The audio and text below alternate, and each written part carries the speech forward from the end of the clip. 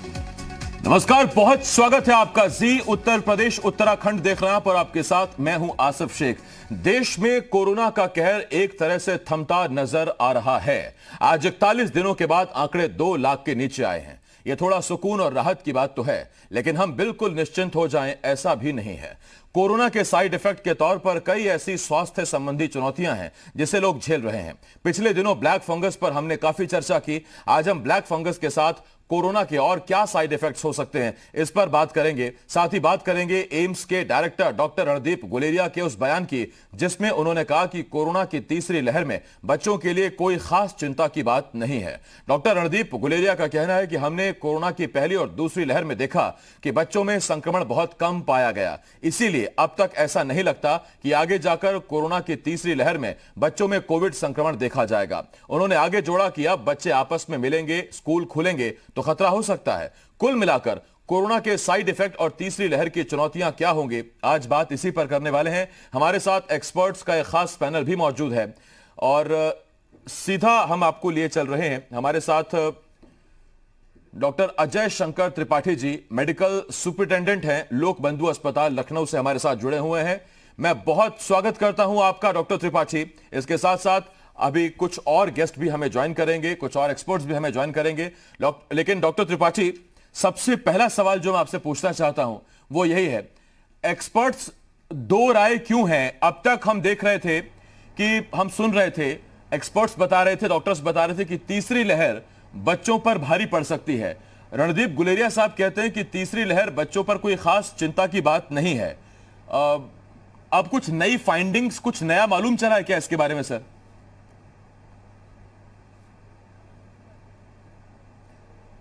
देखिए, वायरस के बारे में कुछ भी ठीक ठीक बता पाना असंभव होता है।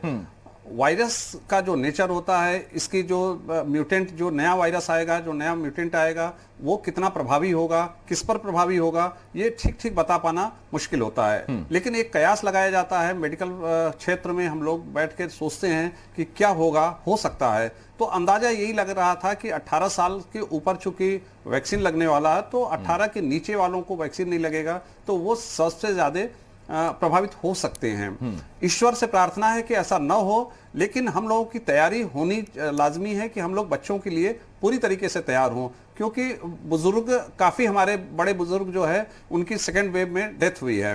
हम बच्चों को बचा पाए, ये हम लोग की पहली प्राथमिकता होनी चाहिए कि किसी भी तरीके से बच्चों पर ये असर ना आवे। ये हम लोग की असली सफलता, हम लोग की पूरी जोर जो पढ़ाई का और अपने सिस्टम का है, इसी पर है कि बच्चे इस पर प्रभावित कम से कम हो। उसके लिए हम लोग तैयारी कर रहे हैं। यानी डॉक्टर त्रिपाठी, डॉक्टर गुलेरिया ने अपने बात के साथ साथ ये भी कहा कि अब बच्चे अगर स्कूल जाने लगे, साथियों से मिलने लगे, बच्चे साथ में खेलने लगे, तो फिर कहना मुश्किल है कि बच्चे बच्चे रह सकते हैं क्या। तो ऐसे में मतलब यही है कि अब तक जो कोविड एप्रोप्रिएट बिहेवियर है, बड़ों के लिए भी बच्चों के लिए भी, बच्चे अभी तक घर पर ही हैं, घरों में ही सुरक्षित हैं, ऐसे ही उन्हें आगे भी रखना होगा। बिल्कुल, इसमें कहीं कोई दो राय नहीं है। पहली वेव के बाद भी हम लोग लगातार इस बात की चर्चा कर रहे थे कि जो भी लोग हैं, जो हमारा एक तो वैक्सीन से हम बचाव कर रहे हैं, और दूसरा जो सुपर वैक्सीन है, हमारा मास्क है, सोशल डिस्टेंसिंग है और हाथ धुलना है बार बार, इससे हम लोग को बचना, मतलब इसको लागू करना ही पड़ेगा, तभी हम बचाव कर पाएंगे। वैक्सीन का काम होने में अभी 6-7 महीने लग सकते हैं, तब तक हमको इंतजार करना पड़ेगा। और हम जो हमारे पास दूसरी आसान तरीके हैं कि एक तो सोशल डिस्टेंसिंग और पढ़ाई और सारी चीज़ों के लिए हम 1 साल निश्चिंत रहें कि इससे कोई बहुत दिक्कत नहीं होने वाली है। हर हाल में 1 साल हम लोगों को बचा के रखना है, अपने बच्चों को भी, अपने बड़ों को भी, बुजुर्गों को भी, सभी को। तो अगला जो समय आने वाला है, ये जब तक चीज़ें एक यूज टू ना हो जाएं, हम लोग के एंटीबॉडी बन जाए शरीर में, हर्ड इम्यूनिटी आ जाए, इस तरीके की चीजें आ जाए, तब तक हम लोग को चैन से नहीं बैठना है। और लगातार जैसे स्कूल खुलेंगे तो स्कूल में भी वही, जैसे पिछली बार खुला था स्कूल, तो थोड़े थोड़े बच्चे आवे, अल्टरनेट आवे, वहीं कोई दिक्कत नहीं है पढ़ाई या कोई चीज के लिए।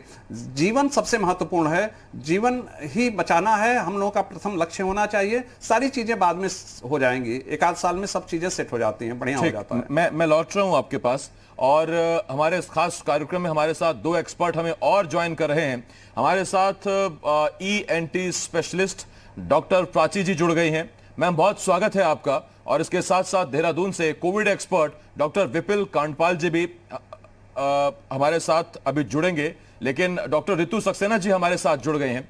डॉक्टर रितु, आपका भी बहुत बहुत स्वागत करता हूं मैं। डॉक्टर प्राची, आपके पास में आ रहा हूं। देखिए, अब तक भगवान का शुक्र रहा, खुदा का शुक्र रहा कि हमारे बच्चे इस महामारी से बचे रहे हैं, ज्यादा केसेस बच्चों में सामने नहीं आए हैं।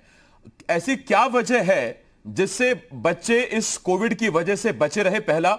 और दूसरा ये, हमने देखा है कि छोटे बच्चे जिनको आदत है हर चीज वो मुंह में डाल लेते हैं, वो हर चीज को जबान से लगा लेते हैं, जबकि हम कह रहे हैं कि इस वक्त चीजों को टच नहीं करना है, बावजूद इसके बच्चे हमारे कैसे बचे रहे?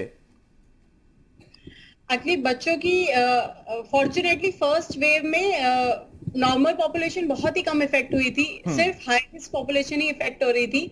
मतलब जो सीरियस हो रहे थे पेशेंट वो यूजुअली हाई रिस्क पेशेंट थे, जैसे किडनी पेशेंट्स हो गए, लिवर पेशेंट्स हो गए, या फिर जिनकी शुगर वाले पेशेंट हो गए, या हाइपरटेंसिव पेशेंट्स हो गए, ओल्ड एज पेशेंट्स ही थे फर्स्ट वेव में। सेकेंड वेव में अनफॉर्चुनेटली हमने देखा कि बहुत यंगर पॉपुलेशन बहुत ज्यादा इफेक्ट हुई, क्योंकि दिसंबर के बाद, दिसंबर जनवरी फरवरी में लोगों को एक्चुअली लगा कि हमारी इंडियंस की इम्यूनिटी बहुत अच्छी है, हमको कुछ नहीं हो सकता, हमको वैक्सीनेशन का कोई जरूरत नहीं है, और लोग खुले हो गए थे। सब जगह पे सब भीड़ थी, शादियां अटेंड कर रहे थे, पार्टी अटेंड कर रहे थे, सब कुछ almost normal, back to normal life चले गए थे। तो इसीलिए शायद यंगर पॉपुलेशन इतनी ज्यादा इफेक्ट हुई। लेकिन बच्चों के कैसे स्कूल नहीं खुले, बच्चों की स्पोर्ट्स क्लासेस, बच्चों की कोचिंग क्लासेस उतने लेवल पे नहीं खुला, इसलिए शायद बच्चों का एक्सपोजर इतना नहीं रहा। और वैसे भी बच्चों में थोड़ा बहुत फ्लू जो है सीजनल चलता रहता है, तो क्योंकि कोरोना वायरस जो है नॉर्मल फ्लू वायरस का ही वेरिएशन है, मतलब तो थोड़ी बहुत उनमें इनेट इम्यूनिटी शायद बड़े लोगों से बेटर है। ये एक वजह हो सकती है। डॉक्टर रितु, यही सवाल मैं आपसे भी पूछ रहा हूं, आपको क्या लगता है डॉक्टर रितु कि बच्चे आखिर क्यों बचे रहे हमारे, और अगर ये उनकी नेचुरल इम्यूनिटी है या कोई और अगर आप रीजन बताएंगे, तो क्या ये थर्ड वेव में भी उनके लिए एक ताकत रहने वाला है? देखिए, अभी तो हम जैसा कि एक्सपेक्ट थर्ड वेव, ऐसा लगता है कि अगर हम लोग वैक्सीनेशन कर रहे हैं और अगर हम वैक्सीनेशन ड्राइव इतनी फास्ट करें जिसमें अगर 12 साल से ऊपर के बच्चे भी कवर हो जाएंगे तो काफी अच्छा रहेगा, क्योंकि इम्यूनिटी डेफिनेटली बच्चों की बेटर है। लेकिन फिर भी हम ये, क्योंकि वायरस है और जो कि बार बार म्यूटेशंस हो रही हैं इस वायरस में, तो हम सिर्फ इस एक्सपेक्टेशन में कि बच्चों के पास इम्यूनिटी है और बच्चे प्रोटेक्टेड रहेंगे, इसको ना एंटिसिपेट करें। और मुझे लगता है उनकी प्रोटेक्शन के लिए हमें चाहिए कि हम ज्यादा से ज्यादा एडल्ट्स का भी वैक्सीनेशन करें, क्योंकि अगर 80% ऑफ द पॉपुलेशन वैक्सीनेट हो जाती है तो डेफिनेटली हर्ड इम्यूनिटी डेवलप हो जाएगी और बच्चे अपने आप प्रोटेक्ट हो जाएंगे। लेकिन अगर ऐसा नहीं हो पाता है तो मुझे लगता है बच्चे इसलिए भी प्रोटेक्टेड रहते हैं क्योंकि बच्चे ज्यादातर घर में रहते हैं।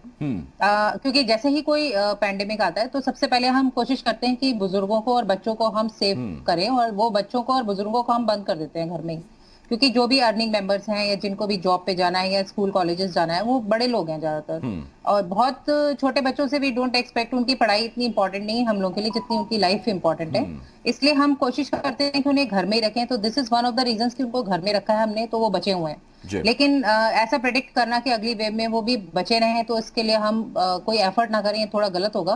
मुझे लगता है हमें अपनी तैयारी पूरी रखनी चाहिए, क्योंकि हो सकता है जैसे कि इस बार यंग पॉपुलेशन काफी इफेक्ट हुई, यंग डेथ भी बहुत हुई है, क्योंकि लोकनायक हॉस्पिटल में वी हैव सीन कि बहुत यंग लोगों की डेथ हुई है।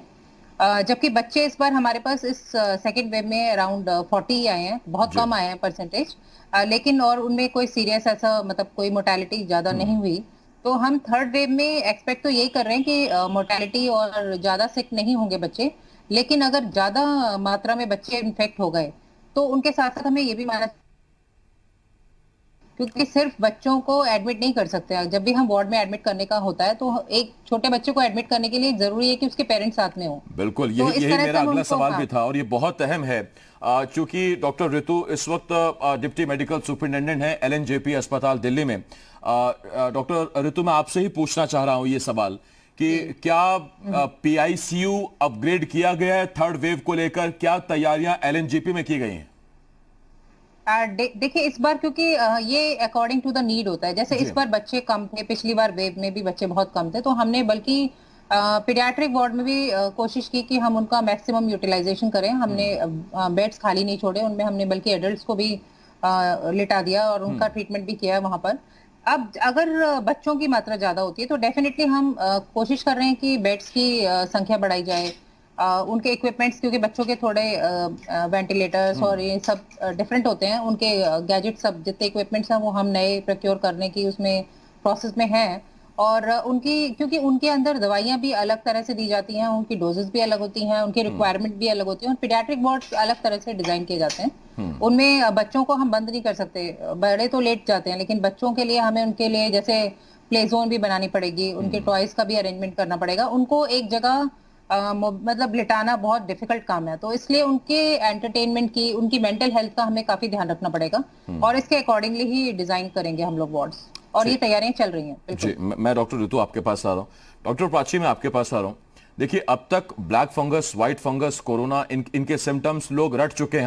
हम रोग बैठते हैं यहाँ पर और रोज हम अपने दर्शकों को बताते हैं कि ब्लैक फंगस के क्या सिम्टम्स हैं। आंखों में रेडिशनेस आती है, नाक में अगर स्टफीनेस आ जाती है, या जो नाक से डिस्चार्ज होता है वो कुछ ब्लैक या रेड ब्लड जैसा आपको लगे। इन सिम्टम्स पर हम बात कर चुके हैं। छोटे बच्चों को नहीं मालूम कि उन्हें क्या दिक्कत हो रही है या वो अपने पेरेंट्स को क्या बताएं। छोटे बच्चों को नहीं मालूम कि क्या उन्हें जुकाम हुआ है या उन्हें वो सिम्टम्स आ रहे हैं जो बाकी चीजें बहुत गंभीर हैं। तो ऐसे में छोटे बच्चों में कौन से सिम्टम्स अगर पेरेंट्स देखें तो उनके लिए अलार्मिंग होना चाहिए? वैसे फॉर्चुनेटली इस वाली वेव में बच्चे उतने सीरियस नहीं हुए हैं। तो जो ब्लैक फंगस का हाई रिस्क क्राइटेरिया है वो यही है कि पेशेंट्स जो कि डायबिटिक हैं, जिनमें स्टेरॉइड बहुत लंबे टाइम के लिए दिया गया, जिनको टोसिलिजुमैब दिया गया, जिनको आईसीयू में रखा जाता है, उनको हाई डोज ऑफ एंटीबायोटिक्स दिए जाते हैं, और साथ में वोरिकोनाजोल करके एक एंटी फंगल होती है जो कि नॉर्मल फंगस को मार देती है, लेकिन म्यूकर को, ब्लैक फंगस मतलब म्यूकर माइकोसिस को नहीं मारती। तो इन सब हाई रिस्क चीजों की वजह से अडल्ट पेशेंट्स में आ रहा है ये। And there is another theory जो कि अभी बोल रही है कि जिंक की यूजेज, जो हम बहुत ज्यादा जिंक का यूजेज कर रहे हैं, that is also associated with, उसकी वजह से भी शायद म्यूकर का हम इतना, या ब्लैक फंगस का इतना इंसिडेंस देख रहे हैं।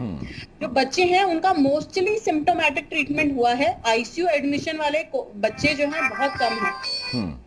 अगर वो हैं भी तो, अगर है कोई कि जिसको ऑक्सीजन थेरेपी लगी है, जिसको स्टेरॉइड्स मिले हैं, तो फॉर्चुनेटली वो डायबिटिक बहुत ज्यादा नहीं है। अगर फिर भी वो है और हाई रिस्क में डायबिटिक भी है बच्चा, तो फिर हमें देखना है कि तालू के ऊपर कोई काला निशान ना आए, स्किन के ऊपर कोई काला निशान ना आए, आई मूवमेंट में कोई चेंज ना आए, मतलब आंखें हिलाने में बच्चे की विजन में कोई तकलीफ ना आए, और नाक के ऊपर कोई काला निशान ना आए, और ब्लीडिंग ना हो। क्योंकि जुकाम तो बच्चा बता देगा, लेकिन बाकी सारी चीजें जो है थोड़ा पेरेंट्स को नोट करनी पड़ेगी। यही वो सिम्टम्स थे जो मैं आपसे जानना चाह रहा था। और पेरेंट्स अगर इन सिम्टम्स को अपने बच्चों के अंदर देखें तो अलार्मिंग सिचुएशन है, फौरन डॉक्टर से कंसल्ट आपको करना है, घरेलू इलाज शुरू नहीं करना है, मामूली नज़ला, जुकाम, खांसी इसे नहीं मानना है। आजकल छोटी से छोटी चीज भी बड़ी हो सकती है, तो पैनिक नहीं होना है, लेकिन अलर्ट रहना है। डॉक्टर त्रिपाठी, मैं आपके पास आ रहा हूं। सर, ये कितना चैलेंजिंग है आने वाले वक्त के लिए, कितना चुनौती भरा हुआ है कि एक कोविड पेशेंट को तो एक बेड पर आपने लेटा दिया, आपने इलाज दिया, उसके बाद वो आराम कर रहा है, हील कर रहा है, उसे आप दवाइयां दे रहे हैं, लेकिन एक बच्चा अगर कोविड पॉजिटिव हुआ तो वो इतनी आसानी से बेड पर लेटने वाला नहीं है। वो आपकी नाक पे दम कर देगा, वो यहां से वहां जाएगा, और आपको वही नहीं करने देना है। जाहिर बात है आपको पेरेंट्स अलाउ करने पड़ेंगे, और हो सकता है कि पेरेंट्स पॉजिटिव हों या हो सकता है वो नेगेटिव हों। ये कितना चुनौतीपूर्ण है बच्चों को संभालना कोविड वार्ड में?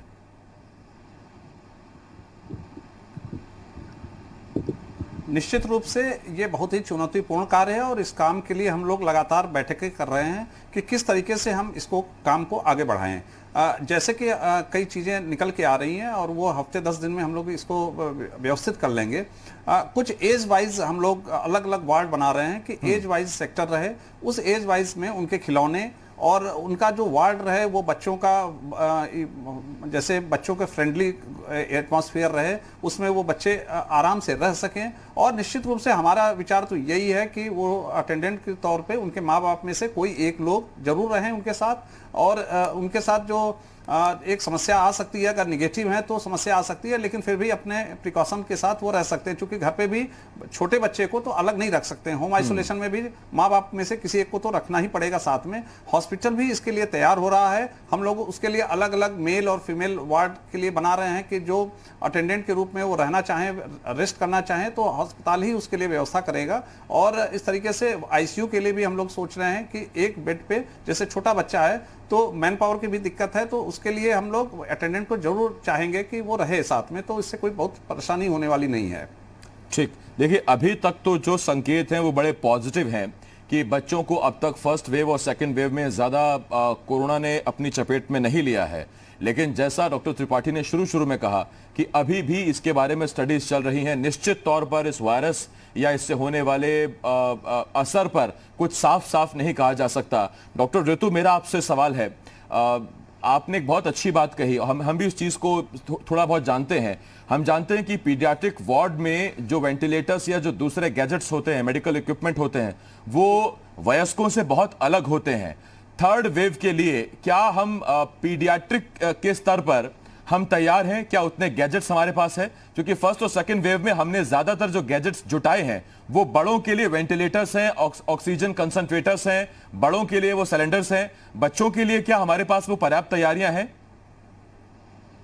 जैसा कि मैंने आपको बताया कि बिकॉज लोकनायक हॉस्पिटल के अपने हॉस्पिटल के बारे में बता रही हूँ मैं आपको, क्योंकि हमारे यहाँ पे तैयारी चलती रहती है, क्योंकि हमारे यहाँ हर बीमारी, जैसे अब म्यूकर के पेशेंट्स भी बहुत ज्यादा आ गए हम लोग के यहाँ, तो हमारी तैयारियां उसके अकॉर्डिंगली मतलब प्रायोरिटी हम चेंज करते रहते हैं। तो अब अगर हमें थर्ड वेव के लिए प्रिपेयर करना है तो डेफिनेटली हम उसके लिए अभी से तैयारी शुरू कर रहे हैं। जैसे उनके जो उनके लिए चाहिए, जैसे वेंटिलेटर्स चाहिए या उनके लिए हमें जो भी गैजेट्स चाहिए वो उसकी तैयारी हमने शुरू कर दी है। और पीडियाट्रिक्स के जो हेड हैं और जो हमारे मेडिकल डायरेक्टर हैं वो सब टाइम टू टाइम मीटिंग करके हम लोग डिसाइड कर रहे हैं कि कितने हमें कितने बेड्स रेडी करने हैं। बेसिकली हमें बेड्स के हिसाब से ये तैयारी करनी पड़ेगी। ज्यादातर हम कोशिश तो यही कर रहे हैं कि हर बेड पे ऑक्सीजन तो डेफिनेटली हो ही, क्योंकि ऑक्सीजन बेड्स रहने से भी काफी हद तक हम प्रॉब्लम सॉल्व कर सकते हैं। लेकिन इसके साथ साथ हम वेंटिलेटर्स की मात्रा भी बढ़ा रहे हैं। और क्योंकि नियोनेटल अलग होता है, पीडियाट्रिक्स अलग होते हैं, और कुछ बच्चे जो आते हैं 12 to 18 ईयर्स के एज ग्रुप में, जिनका वेट, बॉडी वेट थोड़ा ज्यादा होता है, उनको हम एडल्ट्स के साथ भी एकोमोडेट कर सकते हैं। तो मेनली जो हमारा फोकस है वो 12 साल के छोटे बच्चों पर है। और पीडियाट्रिक्स में जो बड़े हॉस्पिटल्स होते हैं उनमें 12 साल से कम बच्चों को ही हम पीडियाट्रिक्स एज ग्रुप में रखते हैं, बाकी 12 से 18 साल को हम एडल्ट्स में ही काउंट करते हैं। तो उसके हिसाब से हमारी तैयारी डेफिनेटली चल रही है, और अगर जरूरत हुई तो इसको हम और भी बढ़ा देंगे। जी, मैं लौट रहा हूँ आपके पास डॉक्टर ऋतु। जी डॉक्टर त्रिपाठी, आपसे मेरा सवाल ये है, सर पिछले 40 दिनों में जब से वो पीक आई थी कोरोना की सेकेंड वेव की, उसके बाद से हम देख रहे हैं कि नंबर ऑफ केसेस लगातार कम हो रहे हैं और ये बहुत सुकून देता है। लेकिन जिस रफ्तार में केसेस कम हो रहे हैं उस रफ्तार में मॉर्टेलिटी नहीं घट रही है सर। मरने वालों की संख्या बीच में रिकॉर्ड स्तर तक पहुंच गई, दुनिया में सबसे ज्यादा एक दिन में मरने वालों की संख्या सामने हमारे यहां आने लगी।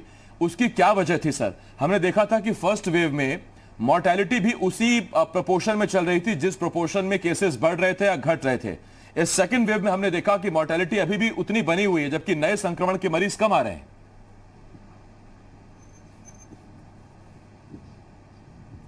नहीं, आप बिल्कुल सही कह रहे हैं कि इस बार डेथ रेट हर अस्पतालों में, जो हम उत्तर प्रदेश के अस्पतालों की बात कर सकते हैं, लखनऊ की बात कर रहे हैं कि लखनऊ में हर अस्पताल में डेथ रेट बहुत ज्यादा हुई। करीब करीब हमारे यहाँ 17-18%, 20% तक की डेथ रेट हुई है। चूंकि केसेस अचानक 3-4 दिन तक तो अच्छे लोग रहे, घर पे होम आइसोलेशन में रहे, 5वें दिन अचानक उनकी तबीयत बहुत खराब हुई, ऑक्सीजन कंसंट्रेशन, ऑक्सीजन का सिचुएशन उनका बहुत कम हो गया, वो लेके भाग रहे हैं, इधर उधर जा रहे हैं और उसमें एडमिशन हो रहा है, आईसीयू में जा रहे हैं और उनकी डेथ हो गई। तो इस तरीके से निश्चित रूप से कुछ स्ट्रेन की बात हो सकती है, कुछ स्टडी हुए हैं कि अलग तरीके का स्ट्रेन था, कुछ हम लोग की इम्यूनिटी के बारे में, और इसकी वजह हो सकती है कि डेथ रेट इस बार बहुत ज़्यादा रहा, क्योंकि सिवियरिटी, अचानक हार्ट अटैक हो जाना जो सबसे चुनौतीपूर्ण कार्य हम लोगों के लिए अस्पतालों में था कि अचानक पेशेंट पड़ा हुआ है, सुबह तक एकदम ठीक है, 90% सेचुरेशन हो गया उसका, हम लोग बड़े खुश हैं कि अब उसको डिस्चार्ज करने की स्थिति है, 2-4 दिन के अंदर ही उसको डिस्चार्ज होंगे। उनके घर वाले बड़े प्रसन्न हैं कि अब वो ठीक हो रहे हैं। अचानक उनको हार्ट अटैक होता है और वो वेंटिलेटर पर जा रहे हैं। मतलब इस तरीके की स्थिति बहुत ही चुनौतीपूर्ण हम लोगों के लिए था और देखने में बहुत ही खराब लग रहा था, लेकिन हम लोग कुछ कर भी नहीं पा रहे थे और लगातार इलाज हो रहा था। लेकिन हम लोगों ने कईयों की जान भी बचाई है, इसका संतोष भी है कि कई लोग इससे उसके लिए हम लेकिन सलाम निश्चित रूप करते से आप हैं सही कह रहे हैं कि डॉक्टर डेथ रेट त्रिपाठी इस बार आपको, ज्यादा डॉक्टर थी। और ऋतु चूंकि आपको, वो डॉक्टर प्राची जी जैसे डॉक्टर्स को हम सलाम करते हैं। डॉक्टर्स को यूं ही धरती का भगवान नहीं कहा जाता। यहाँ मैं जब लौटूंगा तो मैं एक सवाल ये जरूर पूछूंगा कि ये जो बीच में हार्ट अटैक्स के केसेस लगातार बढ़ रहे थे, क्या ये ब्लड प्रेशर वाले मरीज जो पहले से थे जिनको हाई या लो बीपी था, या स्टेरॉइड्स की वजह से, या ये किसी अन्य वजहों से वो डेथ रेट बढ़ रहा था? एक छोटे से ब्रेक के लिए हमें यहां रुकना होगा। ब्रेक के बाद हम बात कर रहे हैं सेकेंड वेव और थर्ड वेव। आज हाजिर हैं और आज हम बात कर रहे हैं कोविड की संभावित तीसरी लहर की, जिस पर कई कयास लगाए जा रहे हैं। तीसरी लहर को लेकर क्या तैयारियां हैं? बच्चों पर AIIMS director doctor Randeep Guleria का एक बयान आया है। उन्होंने कहा कि अब तक जो बयान आते रहे हैं कि थर्ड वेव, तीसरी लहर बच्चों पर भारी पड़ सकती है, ऐसा लगता है कि ऐसा होने वाला नहीं है। बच्चे ठीक रहेंगे। हालांकि बच्चों को अगर स्कूल भेजना शुरू कर देंगे या दोस्तों के साथ खेलना अलाउ करेंगे, भीड़ भाड़ में जाने देंगे, तो फिर स्थितियां बिगड़ सकती हैं। हमारे साथ खास मेहमान जुड़े हुए हैं। डॉक्टर ऋतु सक्सेना हमारे साथ जुड़े हुए हैं। इसके साथ साथ डॉक्टर त्रिपाठी भी हमारे साथ जुड़े हुए हैं। मैं एक बार फिर से आप दोनों का बहुत बहुत स्वागत करता हूं। और डॉक्टर त्रिपाठी, ब्रेक पर जाने से पहले मैंने एक सवाल छोड़ा था और मैं आपसे यही पूछा था कि हार्ट अटैक्स के बहुत से केसेस हमने देखे। हमारे जानने वाले जो लोग इस दुनिया को छोड़कर चले गए, उसमें से बहुत से लोग हार्ट अटैक की वजह से गए और उसमें से बहुत यंग लोग थे। ऐसा क्यों हुआ सर? क्या स्टेरॉइड्स इसकी वजह थी या पहले से हाई बीपी या लो बीपी के शिकार थे? क्या क्या वजह पाई आपने? नहीं, देखिए, ये बात निश्चित रूप से है, जैसा कि मैं आपको पहले भी बता रहा था कि मरीज एकदम ठीक ठाक हैं और अचानक उनको हार्ट अटैक हुआ और उनकी डेथ हो गई, या वो अचानक कोमा में चले गए और अनकॉन्शियस हो गए, वेंटिलेटर पे लेना पड़ा। मतलब इस तरीके से कई डेथ हमारे यहाँ ऐसी हुई। किस वजह से हुई वो सब पूरा रिसर्च का विषय है। सब चीजें अभी धीरे धीरे चीजें आएंगी। जैसे हम लोग टेस्ट कराते थे डी डाइमर, तो वो 1000 आता था, 1500 आ रहा है। मतलब बहुत काफी, इसका मतलब कि ब्लड क्लॉट होने की संभावना बहुत ज्यादा है। उसके हम लोग एंटीकोगुलेंट भी दे रहे थे, सारी चीजें, दवाएं पूरी दी जा रही थी, लेकिन उसके बावजूद भी ऐसा लग रहा था मानो उसका कोई असर ही नहीं हो रहा है। कई मरीजों पर ऐसा दिखा और इसलिए ये सब चीजें घटित हुई। वो बहुत दुखद विषय था। हम लोग के हाथ में कुछ रह नहीं रहा था और दिख रहा था, तो ऐसा हो रहा है। दवाओं का, सारी दवाएं उपलब्ध थी, रेमडेसिविर का जैसे था, सारी दवाएं उस समय हम लोग यूज कर रहे थे।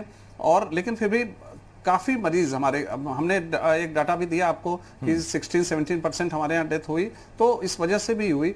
एक तो काफी लोग काफी लो आए थे। ये हार्ट अटैक का ऐसा नहीं हुआ कि बहुत सारे पेशेंट आए, लेकिन वो भी एक महत्वपूर्ण कारण था।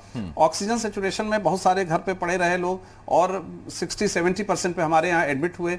तो जब एक बार हाइपोक्सिया हो जाता है तो फिर रिवाइज करना भी बड़ा मुश्किल होता है। लेकिन फिर भी लगातार लोगों ने कोशिश की। हमारे यहाँ चिकित्सकों ने, पैरामेडिकल ने, वार्ड बॉय, सफाई कर्मचारी, मैन पावर के सीमित संसाधन में असीमित काम किया लोगों ने। तो बिल्कुल हम लोगों ने, हम ये देखते हैं कि 1000 जैसे अगर पेशेंट हमारे यहाँ एडमिट हुए तो करीब 750-800 मरीज डिस्चार्ज होकर अच्छे से जा गए और उनका हम लोगों ने फीडबैक भी लिया। वो लोग काफी संतुष्ट हैं, कुछ लोग असंतुष्ट भी हैं सारी चीजों का व्यवहार, और हम उस पर अगले राउंड के लिए तैयारी कर रहे हैं कि तीसरी लहर के लिए हम कैसे और बेहतर हम अपने स्थिति को रखें, इलाज में बेहतर और क्या कर सकते हैं। जो इस फेज में हम नहीं कर पाए उसको अगली फेज में हम और अच्छे से कर पाएं। लेकिन ईश्वर से प्रार्थना है कि अगली फेज ना आवे, हम लोग अच्छे से रहें, यही कामना है। बिल्कुल।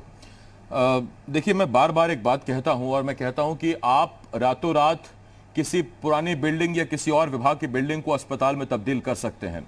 आप रातों रात बेड्स, वेंटिलेटर्स खरीद सकते हैं पैसे की ताकत पर, लेकिन तमाम पैसे की ताकत से आप रातों रात डॉक्टर्स की फौज नहीं खड़ी कर सकते। एक अरसा लग जाता है डॉक्टर्स खड़ा करने में, डॉक्टर्स तैयार करने में। हमारे साथ डॉक्टर ऋतु सक्सेना जी तो जुड़ी हुई है, साथ ही साथ हमारे साथ डॉक्टर विपुल भी जुड़ गए हैं। डॉक्टर विपुल, आपका बहुत बहुत स्वागत है इस चर्चा में। डॉक्टर विपुल कांडपाल कोविड एक्सपर्ट हैं, देहरादून से हमारे साथ जुड़े हुए हैं। डॉक्टर विपुल, मैं लौट रहा हूं आपके पास। डॉक्टर ऋतु, मैं आपसे ये जानना चाहता हूं कि देखिए, कोविड जब कभी चला जाएगा, तभी हार्ट अटैक तो पहले भी था, अभी भी है, आगे भी शायद रहे। बेसिक वजह क्या होती है? कैसे आम आदमी दवाओं से नहीं, घर पर रहकर ही उन चीजों को टाल सकता है, कुछ अपने खाने में सुधार करके, कुछ अपनी रूटीन में सुधार करके, कि हार्ट अटैक से बचा जा सके? और जो ये एक पुरानी बात चली आ रही है कि खून जितना ज्यादा आपका गाढ़ा होगा, उतना हार्ट अटैक की संभावनाएं बढ़ती चली जाएंगी, क्या ये सच है? देखिए, बिल्कुल ठीक है, क्योंकि कोविड तो अभी बीच में आएगा जाएगा, हो सकता है कई साल तक चले, लेकिन कुछ प्रॉब्लम्स जो है, लाइफस्टाइल डिजीजेस हैं, जो डायबिटीज है, आपने जैसे बोला हार्ट अटैक है, ये तो पहले भी थे और हमेशा ही रहेंगे। इन सारी लाइफस्टाइल डिजीजेस को खत्म करने का तो नहीं कहूंगे, लेकिन इनको कम करने का एक ही तरीका है कि अगर हम अपना लाइफस्टाइल चेंज कर लें, क्योंकि कोविड में भी मैंने देखा है उन लोगों की ज्यादा मोर्टेलिटी हुई है जो डायबिटिक्स थे, जिनके ओबीज बहुत ज्यादा थे, जिनका वेट बहुत ज्यादा था, या जिनको पहले से बीपी की प्रॉब्लम थी, हार्ट डिजीजेस थी, किडनी डिसऑर्डर्स थे। तो अगर हम अपना हेल्दी लाइफस्टाइल रखेंगे और हम इन सब बीमारियों से पहले ही मुक्त रहेंगे, तो चाहे वो कोविड हो या कोई और नया वायरस आ जाए, तो हम बचे रहेंगे। अभी भी देखा गया है जिन लोगों की इम्यूनिटी ठीक है, क्योंकि इम्यूनिटी का डायरेक्ट जो हमारा रिलेशन है वो हमारी हेल्थ से है। तो अगर हमारी हेल्थ ठीक है तो इम्यूनिटी ठीक है, और इम्यूनिटी ठीक है तो हम बाकी इन्फेक्शंस है। तो अगर हमारी हेल्थ ठीक है तो इम्यूनिटी ठीक है, और इम्यूनिटी ठीक है तो हम बाकी इन्फेक्शन से या किसी भी इस तरह की बीमारी से बचे रहेंगे। और अगर इन्फेक्ट भी हो जाएंगे लोग तो मोर्टेलिटी कम होगी। बाकी लाइफस्टाइल के लिए हमें यही करना चाहिए कि हमें अपना न्यूट्रिशन पे ध्यान देना चाहिए। एक्सरसाइज मैं कोविड पेशेंट्स के लिए भी बार बार कह रही हूँ कि कोविड पेशेंट जो भी इन्फेक्ट हो चुके हैं या पोस्ट कोविड फेज में है, उनको एक्सरसाइज कंटिन्यू करनी चाहिए।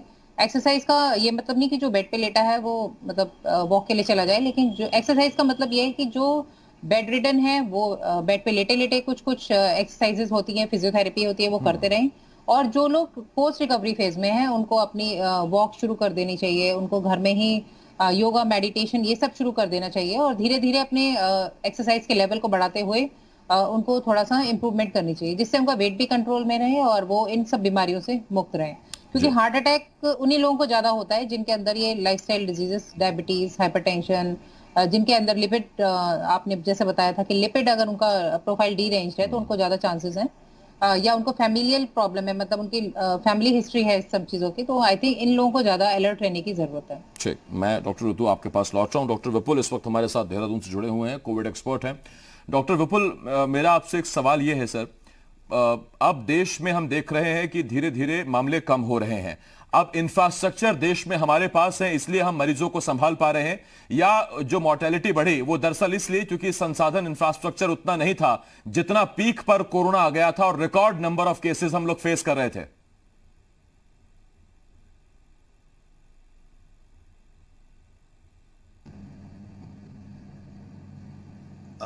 आप लोग मुझे सुन सकते हैं? बिल्कुल डॉक्टर विपुल, हम सुन सकते हैं आपको। आई एग्री कि आज लकीली आज जी यूपी उत्तराखंड वालों ने ऐसा मौका दिया कि जो हमने पिछले 1 महीने देखा, वो मानेगा आपकी मेडिकल फ्रेटर्निटी के बिहाफ में कह सकता हूं कि मैंने टाटा कैंसर हॉस्पिटल में काम किया, सफदरजंग में काम किया। कभी एक्सपेक्टेड जो हमने देखा वो सोचा भी समझा भी नहीं जा सकता कि इतनी मृत्यु दर जो देखी। जाते थे तो ये सोचते थे कि ये पेशेंट स्टेबल है, और 3 घंटे बाद पता चलता था कि वो तुरंत डिसैचुरेट किया, अनस्टेबल हुआ और डेथ हो गई। तो जो लास्ट 1 मंथ में देखा, हाँ उसमें लगता है कि कहीं जो माइल्ड पेशेंट रहे होंगे, अगर वो सिवियरिटी की ओर बढ़े होंगे तो हम उन्हें नहीं बचा पाए। उसमें बिकॉज हमारी भारत देश की जनसंख्या जो है उसका एक बहुत बड़ा लोड जो हेल्थ केयर पे है। हेल्थ केयर नहीं, मुझे 2 सिस्टम लगते हैं जो भारत में अनफॉर्चुनेटली डिटोरेट हुए पोस्ट इंडिपेंडेंस। 2 चीज हैं, वो रीजन है, एक हेल्थ और दूसरा है एजुकेशन। और इसी के चक्कर में जो लास्ट 1 महीने में हमने देखा वो बहुत ही एक डरावना सपने जैसा था। ओवरलोडेड थे हॉस्पिटल, इतनी एक्सपेक्टेशंस, मतलब इतने बुरे पेशेंट्स आ रहे थे, और काफी सीवियर फॉर्म में जो कोविड का सीवियरिटी, हाई सीवियरिटी के पेशेंट्स थे, वो आ रहे थे। डेफिनेटली उनमें से जो मैम ने कहा कि हमने भी ये चीज नोटिस करी कि जो अनवैक्सीनेटेड, नॉन वैक्सीनेटेड पेशेंट थे उनकी सामान्य, मेरे हॉस्पिटल ने ये चीज निकाली कि सीवियरिटी उन लोगों की ज्यादा थी जो नॉन वैक्सीनेटेड थे। तो पहली चीज आपके जीन यूपी उत्तराखंड के माध्यम से मैं सब अपने जो भी श्रोतागण है उनको बोलना चाहूंगा कि कृपया अगर आप लोगों को वैक्सीनेशन का चांस मिल रहा है तो वैक्सीनेशन अवश्य कराएं। मुझे अभी भी सुनाई दे रहा है कि किसी किसी कोने में लोगों की ये भांति फैल रही है कि वैक्सीनेशन से कुछ नुकसान तो नहीं होगा। I can assure all the जितने लोग देख रहे हैं कि वैक्सीनेशन का एक बहुत पॉजिटिव इम्पैक्ट रहा। हमने एक स्टडी करी 1 महीने में, नंबर ऑफ पेशेंट्स निकाले, उनके आईसीयू स्टेज लिए और उसमें यह पाया गया कि जो जो लोग वैक्सीनेटेड आए थे और भले ही एडमिट हुए वो माइल्ड या मॉडरेट से स्लिप ऑफ मोर्टेलिटी रेट्स उनमें काफी कम है। मोर्टेलिटी रेट्स डेफिनेटली ज्यादा थे एल्डरली कोमॉर्बिड पेशेंट्स में और ओबीस पेशेंट। और जैसे कहा कि हार्ट रेट, वो हार्ट अटैक्स पड़े, मतलब वैस्कुलाइटिस हुआ। उस वैस्कुलाइटिस में भले ही हमारी कार्डियोलॉजी टीम देख रही थी लेकिन अनसेइंगली ऐसे इवेंट्स हो रहे थे जिनको रिवाइव करना बड़ा मुश्किल था। बाकी जो आपने खान पान की बात करी कि जिस स्टेटस पे हम बैठे हैं, मैं भले ही एक एलोपैथी वाला डॉक्टर हूं तो डेफिनेटली हाइपरटेंसिव कोई भी ब्लड प्रेशर का पेशेंट है उससे ये रिक्वेस्ट करता हूं कि अपने ब्लड प्रेशर की दवाई लीजिए। उसके साथ साथ जो विटामिन सी है, तो कॉमनली देखा गया, आप लोगों ने भी सुना होगा कि लोग कह रहे थे कि सुबह 1 गिलास नींबू पानी पीना चाहिए या नींबू का, तो नींबू क्या है, सिट्रस है, तो विटामिन सी है। तो ये भी स्टडी आई, जो हल्दी का रोल बताया गया वो वैस्कुलाइटिस को थोड़ा सा प्रिवेंशन में हेल्पफुल रहा। तो आप जी न्यूज जो ऐसे प्लेटफॉर्म है जो काफी दूर तक जाते हैं, तो डेफिनेटली लाइफस्टाइल का ख्याल रखना है, ओबेसिटी अवॉइड करनी है और वैक्सीनेशन अगर जिसको जहां लग रहा है, वैक्सीनेशन एक बहुत बड़ा ये बहुत बड़ी बात कही आपने। और ये इसलिए बहुत अहम है क्योंकि डॉक्टर विपुल अभी इस वक्त जो सोशल मीडिया है उस पर बहुत से लोग ज्ञान दे रहे हैं। कुछ लोग वैक्सीनेशन के डीमेरिट्स बता रहे हैं, कुछ मेरिट्स बता रहे हैं। ऐसे में आम आदमी कंफ्यूज है और उसी कंफ्यूजन को दूर करने के लिए हमारी ये पहल रहती है। हम ये कोशिश करते हैं कि एक्सपर्ट्स हमारे साथ आएं और वो अपनी फाइंडिंग्स, अपना अनुभव शेयर करें और आम आदमी की सेहत के लिए क्या बेहतर है वो बताएं। वही आपने हमको बताया डॉक्टर विपुल। मैं लौट रहा हूं उस पर आपके पास। डॉक्टर त्रिपाठी, आपके पास आ रहा हूं।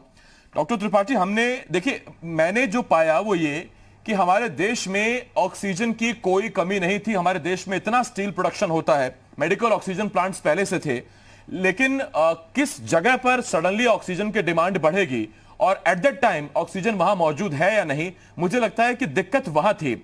और एक बार जब ट्रांसपोर्टेशन स्मूथ हो गया तो फिर देश में ऑक्सीजन की अब कोई किल्लत नहीं है। हमने देखा 15 दिन पहले जो तस्वीरें थी ऑक्सीजन की किल्लत की, वो अब तस्वीरें नहीं है। थर्ड वेव में क्या ऑक्सीजन की आवश्यकता उतने बड़े पैमाने पर पड़ सकती है? क्या जिस तरह से लंग्स ने ऑक्सीजन की डिमांड की सेकेंड वेव में, थर्ड वेव में भी इस तरह की स्थितियां आ सकती हैं या नहीं?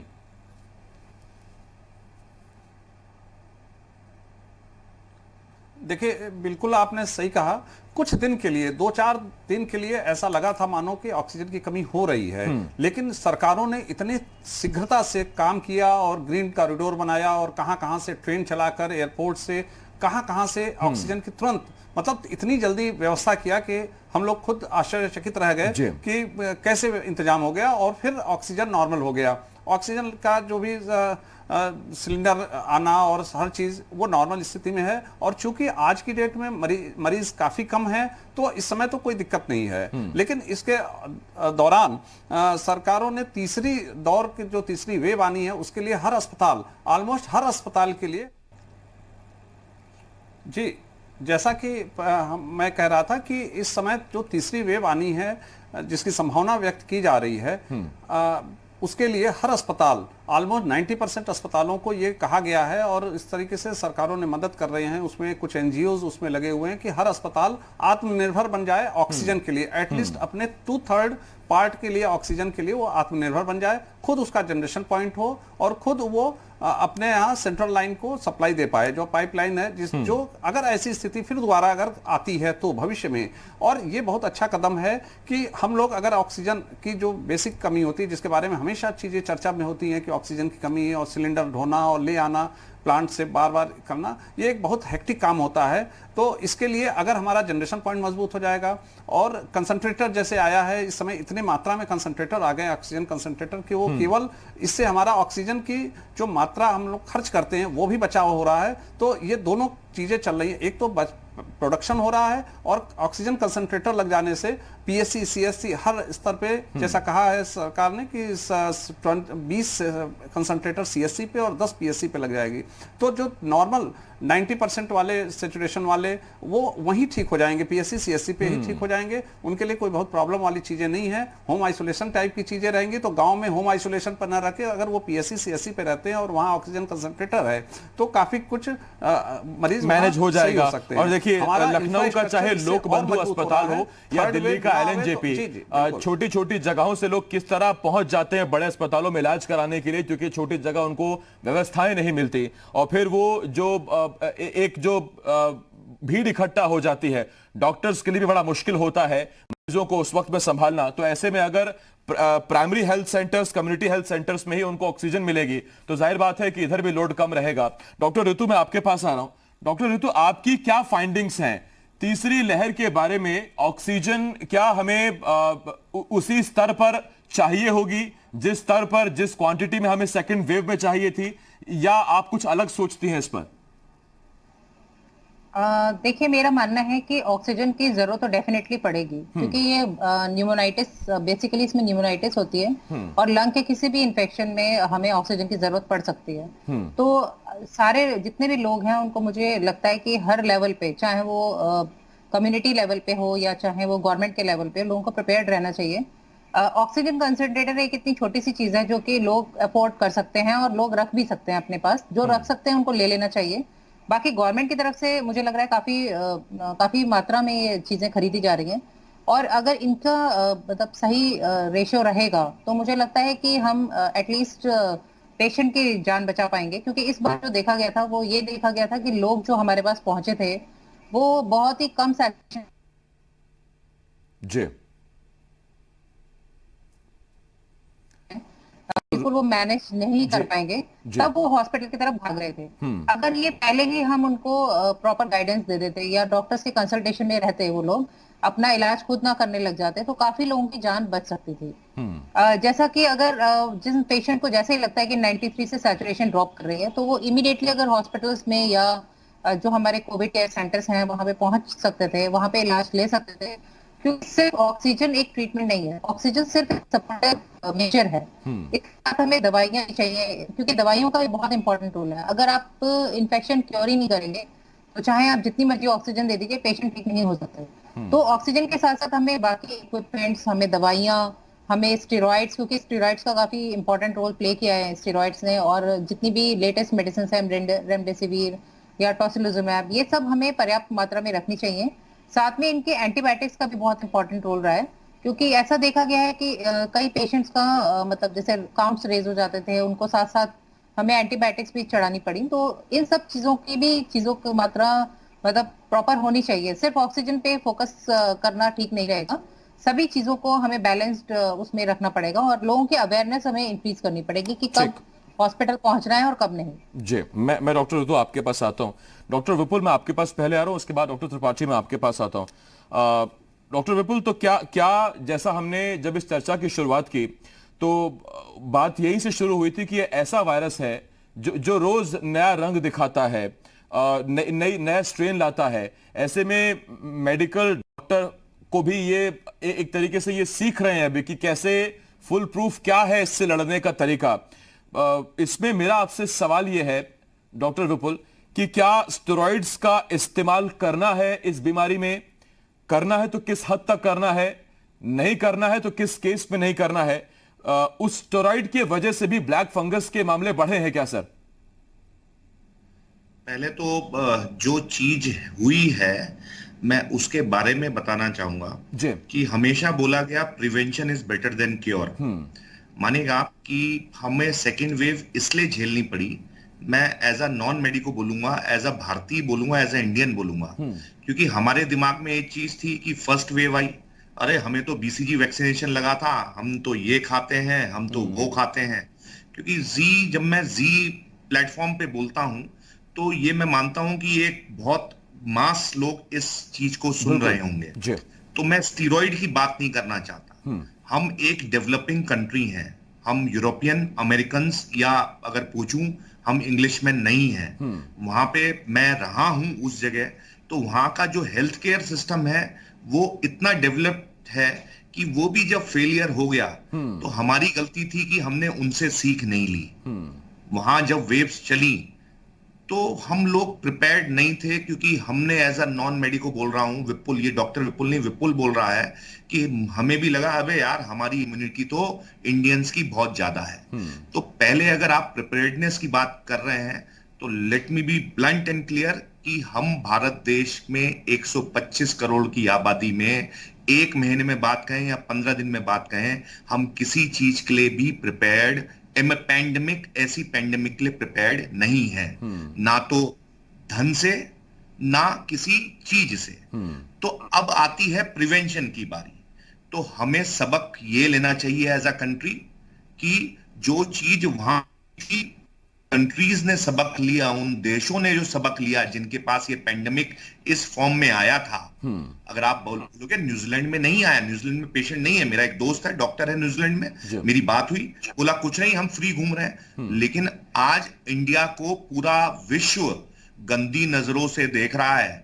हर ने कहा इस कंट्री की फ्लाइट हमारे यहां नहीं आएंगी, पता नहीं कौन सा ये स्टेन ले आए। तो पहली चीज जी के माध्यम से मेरे जो शीर्ष लोग हैं वो ये है कि यस, टाइटनेस रहनी चाहिए। जो आप लॉकडाउन की बात हम कर रहे हैं इसमें कोई खर्चा नहीं होना, लेकिन इसी लॉकडाउन ने पहली बार भी रिजल्ट दिया और इस बार भी इसी लॉकडाउन ने अभी कम से कम रिजल्ट दे रहा है। और ये डॉक्टर विपुल आपने बहुत अच्छी बात कही है। दुनिया ने हमको देखकर सीखा, पहले लॉकडाउन के बाद या फर्स्ट वेव को जब हमने मात दी, और उसके बाद हमने दुनिया को देखकर नहीं सीखा कि अगर दूसरी वेव आए तो हम जूझेंगे कैसे, उससे लड़ेंगे कैसे। डॉक्टर त्रिपाठी, मैं आपके पास आ रहा हूं और मैं आपसे सिर्फ एक छोटा सवाल पूछना चाहता हूं। डॉक्टर विपुल, डॉक्टर ऋतु, सबने यही बात कही कि वैक्सीनेशन जरूरी है। बहुत से लोग सर, जिसमें से कुछ डॉक्टर्स भी हैं, वो एक अलग राय रख रहे हैं। लेकिन एक दर्शक जो इस वक्त पूरे उत्तराखंड, पूरे उत्तर प्रदेश देश का जो व्यक्ति इस डिबेट को देख रहा है, इस खास प्रोग्राम को देख रहा है, उसे डॉक्टर त्रिपाठी कैसे रेकमेंड करेंगे कि आप वैक्सीनेशन के लिए जाइए, वैक्सीन लगवाइए?